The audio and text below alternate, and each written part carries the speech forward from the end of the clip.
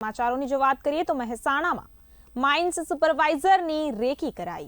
જણાવી દઉં કે સુપરવાઇઝરની ગાડીનો પીછો કરી લોકેશન કર્યું જાહેર।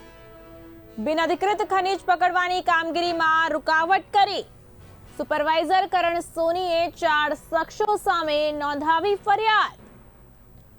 અક્ષય પટેલ, હર્ષ પટેલ, ગોવિંદ ઠાકોર અને અન્ય એક સામે ફરિયાદ નોંધાઈ છે।